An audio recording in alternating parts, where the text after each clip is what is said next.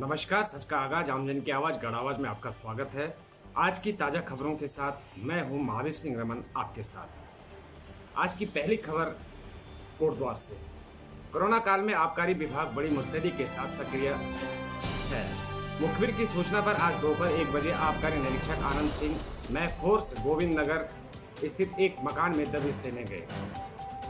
दबिश के दौरान अभियुक्त राजीव जैन पुत्र सुरेश कुमार थाना कोटद्वार से 8 बोतल 999 पावर स्टार फाइन विस्की और चंडीगढ़ ब्रांड के 60 पौवे 8 PM के अवैध अंग्रेजी शराब बरामद की गई।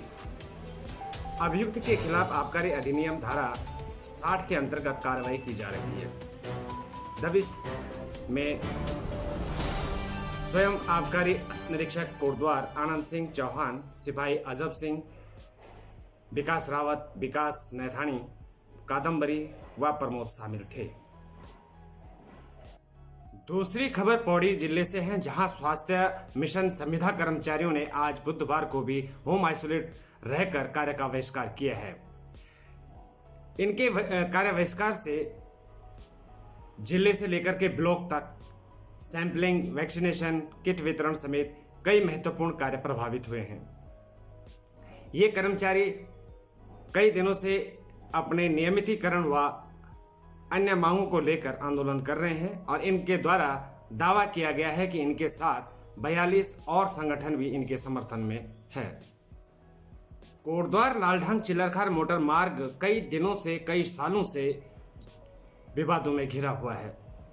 जो भी सरकार आती है वो लालढांग चिल्लरखार मोटर मार्ग को लेकर के राजनीति करती है और इस वक्त वर्तमान सरकार में कोटद्वार विधायक और उत्तराखंड सरकार में कैबिनेट मंत्री डॉक्टर हरक सिंह रावत ने इस कार्यकाल में बहुत प्रयास किया और अभी भी प्रयास करने पर लगे हुए हैं, लेकिन कहीं ना कहीं इसमें रोड़ा आगे आ ही रहा है।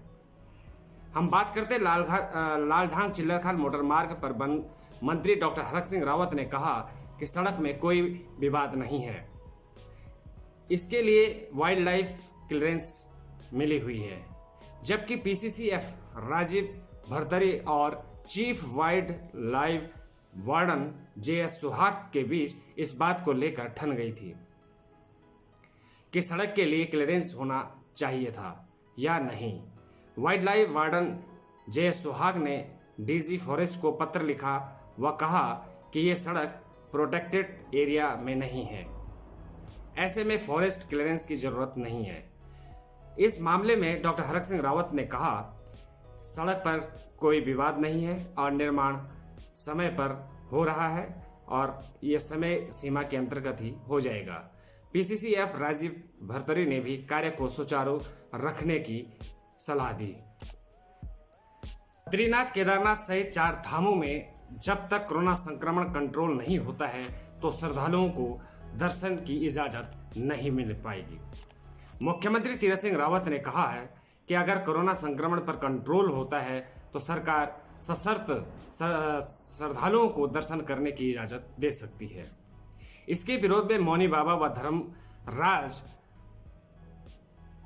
भारती ने 23 मई से अपना अनशन शुरू किया था और अब सोमवार से बाबाओं ने जल भी त्याग दिया। मुख्यमंत्री जी ने कहा कि जिला प्रशासन व देवस्थानम बोर्ड ने अभी तक धामों में यात्रा की मंजूरी नहीं दी है। एक खबर नैनीताल से आ रही है कि नैनीताल में नैनी झील से करीब लगभग 400 मीटर की दूरी पर एक नई भूमिगत झील मिली है।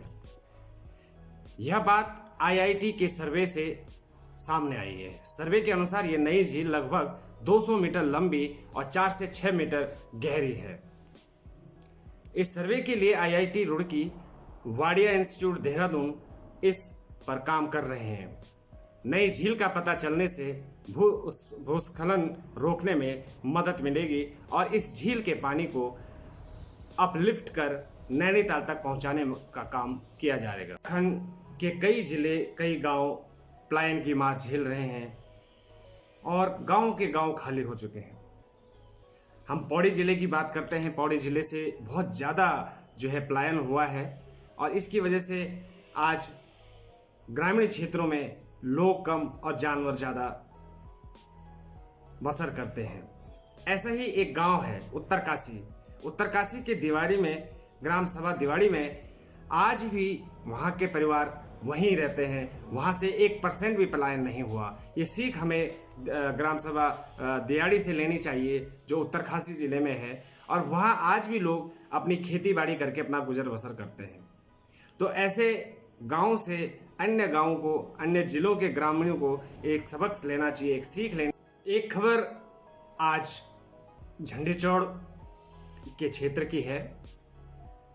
कुछ दिन पहले प्रशासन द्वारा 5 पट्टों, खनन के पट्टों को मंजूरी दी गई थी। यानी ऑक्शन हुआ था और उसमें 5 पट्टे जो है कि खनन के लिए स्वीकृत किए गए थे। आज सुबह जब एक खनन कारोबारियों ने पूरे लारो लश्कर के साथ तेली स्रोत नदी में पहुंचे तो ग्रामीणों में एक दहशत सी फैल गई और उस क्षेत्र के ग्रामीणों ने ward number 37, ward number 36, ward number 38 के पार्षदों को सूचित किया और ये तीनों पार्षद और गांववासी उस नाले में, जो तेली स्रोत नाला है, उस नाले में जाकर के बैठ गए। खनन कारोबारियों के वहां पर पोकलैंड मशीन और डंपर खड़े थे और कार्य शुरू करने ही जा रहे थे। लेकिन जब उन्होंने देखा कि ग्रामीण और पार्षद वहां पर मौजूद आ गए हैं तो उन्होंने काम रोक दिया। इस बात नहीं है कि खनन नहीं होना चाहिए, सरकार का आदेश है, मंजूरी है, खनन होना चाहिए। लेकिन वो जो मानक है, मानकों के हिसाब से खनन। बाबा रामदेव लगातार सुर्खियों में बने हुए हैं और उन्होंने पहले एलोपैथ के लिए एक बयानबाजी की थी और आज उन्होंने ज्योतिष शास्त्र पर भी उंगली उठा दी है। बाबा रामदेव ने एक बार फिर नया बवाल खड़ा कर दिया है। इस बार उन्होंने ज्योतिष विज्ञान पर उंगली उठा दी है। बाबा ने कहा सारे मुहूर्त भगवान ने बना रखे हैं और ज्योतिषी लोगों को काल, घड़ी, मुहूर्त के नाम पर बरगलाते हैं और ये इंडस्ट्री भी 1 लाख करोड़ की है।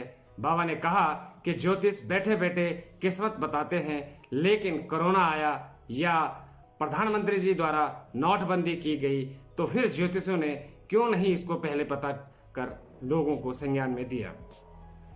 वहीं बाबा रामदेव ने हिंदी व संस्कृत भाषा का चलन देश में करने पर जोर दिया है।